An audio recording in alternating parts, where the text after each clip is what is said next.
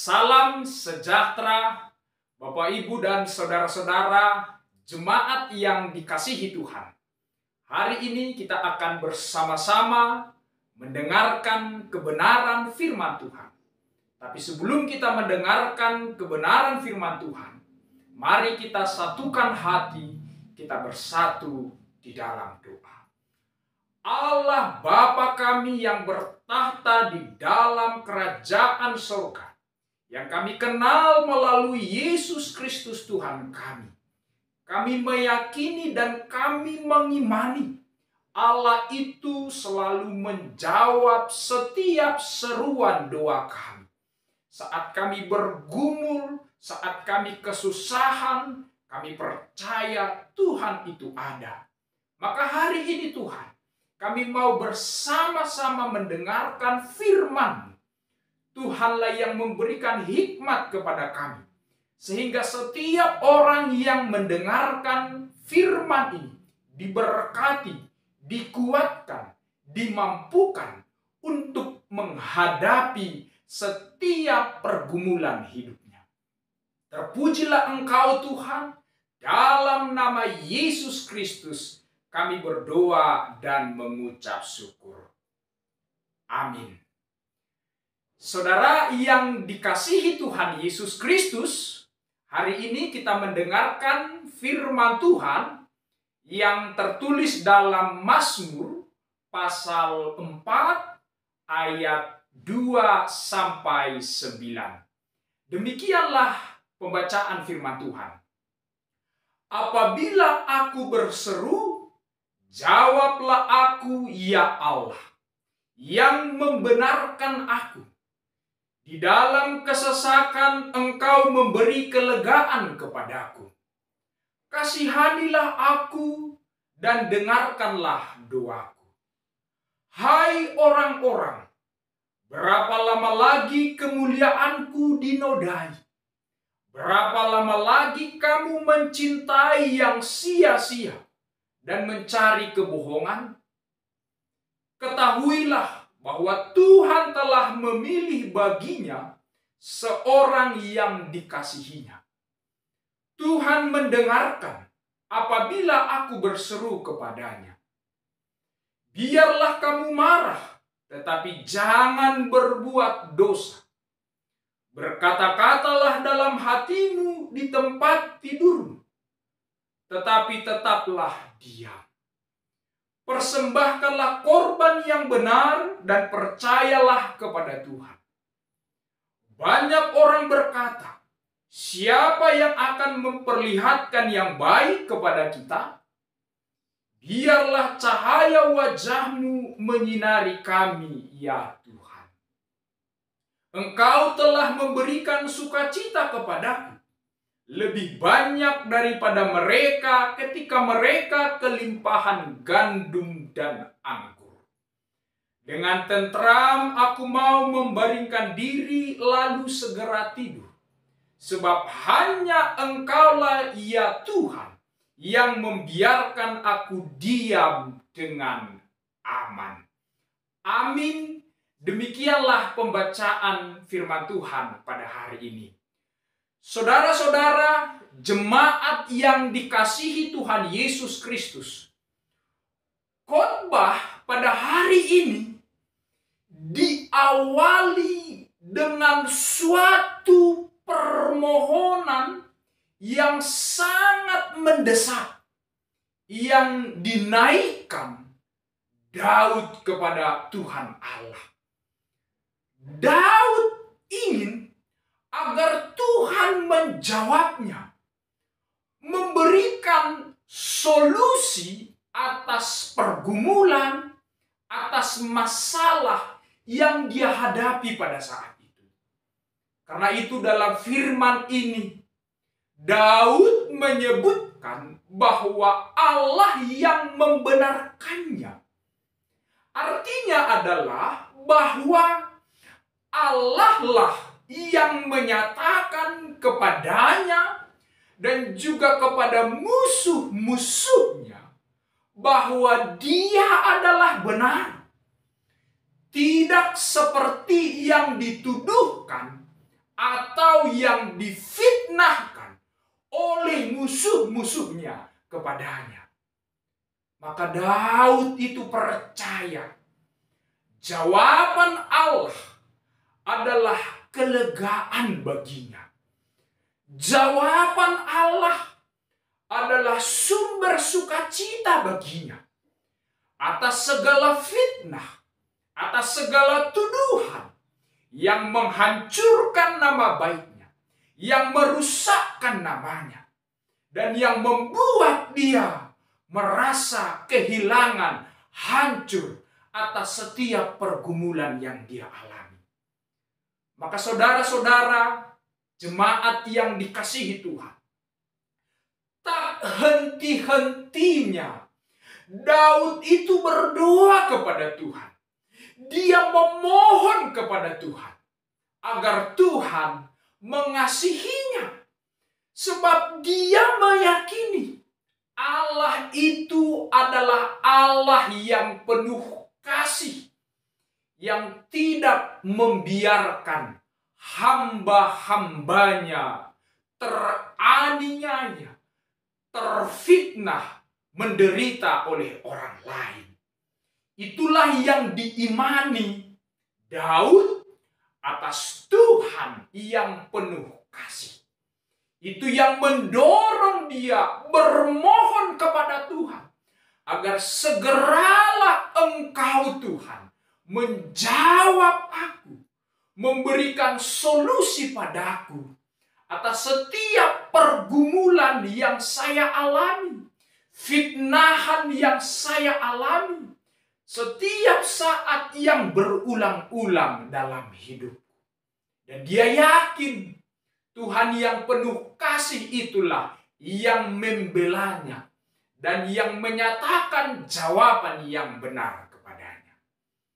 Dan di dalam firman ini juga kita melihat bagaimana Daud setelah dia bermohon kepada Tuhan, dia berpesan kepada orang-orang yang memusuhinya, kepada orang-orang yang berbuat jahat kepadanya, supaya mereka menghentikan segala perbuatan jahat mereka, segala fitnah mereka, segala tuduhan mereka. Sebab yang mereka lakukan itu adalah kesia-siaan di hadapan Tuhan dan bagi mereka sendiri. Tidak ada gunanya mereka melakukan kejahatan mereka. Tidak ada gunanya mereka melakukan keburukan kepada Daud. Sebab Daud itu percaya Tuhan menolongnya. Walaupun mungkin sesaat orang-orang yang berbuat jahat itu merasa di atas angin ketika mereka berhasil menjerat Daud, mereka berhasil menjatuhkan Daud. Tetapi pada akhirnya mereka harus tahu bahwa Tuhan telah memilih Daud. Tuhan memperlihatkan kasih setianya kepada Daud. Tuhan membenarkan Daud. Dan Tuhan membebaskan Daud atas segala tuduhan, atas segala fitnah, atas segala jerat yang dilakukan orang lain kepadanya. Demikianlah Tuhan berkarya membebaskan, mengasihi Daud dalam perjalanan kehidupannya. Maka saudara-saudaraku yang dikasihi Tuhan, jika Tuhan mampu melepaskan Daud, Tuhan juga mampu membebaskan kita, melepaskan kita dari segala fitnah dan tuduhan orang lain, atau niat buruk orang lain yang ingin menjerat kita. Sebab apa? Sebab Tuhan mengasihi orang-orang yang dipilihnya.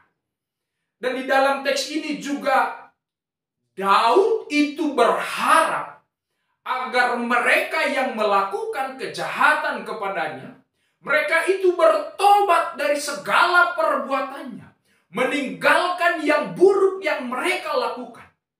Lebih baik bagi mereka untuk memberikan persembahannya kepada Tuhan. Lebih baik mereka untuk merenungkan segala perbuatan mereka di tempat tidur mereka. Apa yang buruk, apa yang jahat yang mereka lakukan, mereka renungkan itu. Dan mereka berbalik kepada Tuhan, memberikan persembahannya kepada Tuhan. Memohon keadilan dan pengampunan dari Tuhan. Untuk mengampuni mereka atas segala kejahatan, segala keburukan mereka. Sebab jika Tuhan menyatakan kemarahannya, maka mereka tidak akan sanggup berdiri di hadapan Tuhan. Mereka tidak sanggup menghadapi murka Allah. Daud berharap agar mereka itu meninggalkan segala dosa-dosa dan kejahatan mereka.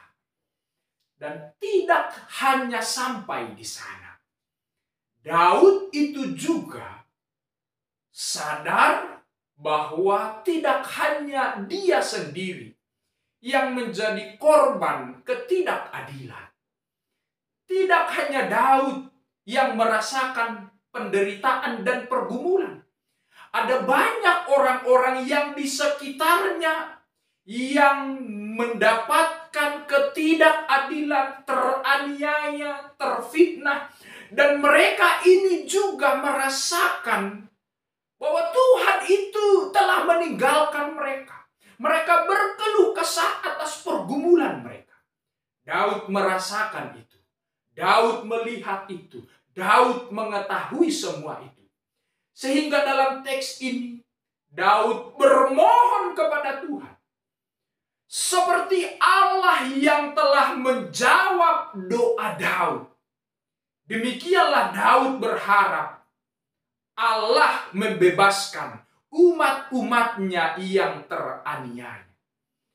Agar Tuhan menyinari umatnya dengan wajahnya. Agar mereka yang menderita dipulihkan. Agar mereka yang teraniaya dikuatkan. Agar mereka yang bergumul diberikan jalan kepada mereka. Agar mereka kuat dalam setiap penderitaan dan pergumulan yang mereka alami. Dan Daud itu sungguh merasakan. Dan Daud itu sungguh percaya bahwa dia yang menerima kasih Tuhan, dia yang menerima kebaikan dari Tuhan, itu lebih besar. Kasih setia Tuhan yang dia rasakan itu lebih bersukacita daripada orang-orang yang sedang kelimpahan atas kebun anggur dan gandum mereka. Daud itu percaya kasih setia Tuhan, kebaikan Tuhan melebihi segala kebaikan yang ada di dunia ini. Sebab kasih setia dari Tuhan itulah jaminan atas segala hidupnya. Kasih dan kebaikan Tuhan itulah yang memampukan dia sanggup berjalan dikala dia menghadapi pergumulan dalam hidupnya. Itu sebabnya di ayat yang terakhir Daud berkata dia bisa tentram, aman untuk tidurnya. Sebab Tuhan selalu menjaga dan menyertainya. Dia tidak gelisah, dia tidak takut, dia merasa aman. Karena Tuhan yang menjaga dia dalam tidurnya, dalam langkahnya, dalam bangunnya, dalam pekerjaannya. Tuhan selalu menyertai dia. Maka saudara-saudaraku yang dikasihi Tuhan, zaman sekarang sangat ironis sekali. Banyak orang yang tidak bisa tidur, gelisah, cemas. Walaupun punya tempat tidur, spring bed yang mahal, selimut yang mahal, bantal yang mahal, tidur di ruangan yang ber-AC, punya security depan rumahnya, tapi banyak orang yang tidak bisa tidur. Kenapa? Mereka gelisah, mereka ketakutan. Mereka khawatir atas hidupnya, atas harta miliknya, atau apapun yang ada di dalam dirinya. Tetapi sebaliknya, ada orang yang nyaman tidur, yang lelap tidur. Walaupun tidur hanya di tikar sederhana, tanpa bantal, tanpa selimut, tanpa ruangan ber-AC, dia bisa tidur terlelap. Kenapa? Karena ada damai dan sukacita dalam hatinya. Dia merasa aman. Dia merasa tentram. Karena apa? Dia percaya Tuhan itu selalu menyertai dan memberkati dia. Maka hari ini saudaraku yang dikasihi Tuhan, jangan sandarkan dirimu, hatimu pada hartamu. Tapi sandarkanlah dirimu, hatimu pada penyertaan Tuhan. Maka engkau akan berjalan dengan tentram dalam setiap pergumulanmu, dalam setiap langkahmu. Tuhan akan selalu menyertai kamu. Ada sebuah ilustrasi yang imajinatif seperti ini. Seorang pria berjalan sendirian. Dia berjalan di atas pasir. Ketika dia berjalan, dia menoleh ke belakang. Dia melihat ada dua pasang kaki. Jejak-jejak, ada dua jejak pasang kaki di belakangnya. Dalam hatinya dia berkata, saya bersyukur hari ini. Rupanya Allah sedang berjalan di belakangku. Karena ada jejak kakiku dan jejak kaki Allah tepat berjalan di belakangku. Tetapi ketika dia mulai berjalan di batu-batu yang ada kerikilnya, dia kembali melihat ke belakang. Ternyata hanya ada satu pasang jejak kaki. Tidak dua seperti tadi. Saat itu dia mulai bertanya-tanya. Saat itu dia mulai sedikit marah kepada Tuhan. Ternyata Tuhan, seperti inilah engkau. Saat aku berjalan di jalan yang tenang, di pasir, saat hidupku tidak ada masalah, baik-baik saja, engkau setia mendampingi aku berjalan di belakang. Tetapi Tuhan, kenapa saat aku berjalan di batu-batu, di kerikil, hanya satu pasang kaki, engkau membiarkan aku, Tuhan? Kenapa Tuhan engkau membiarkan aku berjalan sendirian? Sehingga ketika pergumulan, badai hidup yang terjadi kepada aku sering jatuh, Tuhan. Lalu Tuhan berkata kepadanya, anakku yang kukasihi, ketika engkau berjalan di pasir, jalan yang mudah, aku membiarkanmu berjalan sendirian. Sehingga ada dua pasang jejak kaki. Jejak kakimu dan jejak kakiku. Tetapi ketika engkau berjalan di batu-batu kerikil yang tertajam, saat itu hanya satu jejak kaki. Satu pasang jejak kaki. Sesungguhnya saat itu bukanlah jejak kakimu. Itulah jejak kakiku. Aku menggendongmu saat engkau kesusahan, saat engkau punya pergumulan.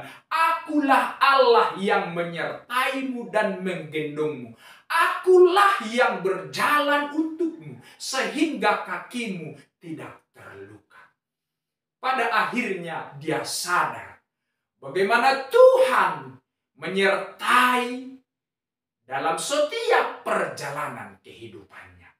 Tentu saudara-saudaraku yang dikasihi Tuhan, pengalaman rohani itu bukan hanya terjadi padanya, tapi juga terjadi pada kita semua, pada saudara hari ini yang mendengarkan firman Tuhan. Tuhan itu selalu menyertai kita. Kemanapun kita melangkah, kemanapun kita berjalan, Dia selalu sertai kita. Maka sandarkanlah hidupmu pada Tuhan. Maka kamu akan merasakan pertolongan dari Tuhan. selalu nyata. Amin. Tuhan Yesus memberkati.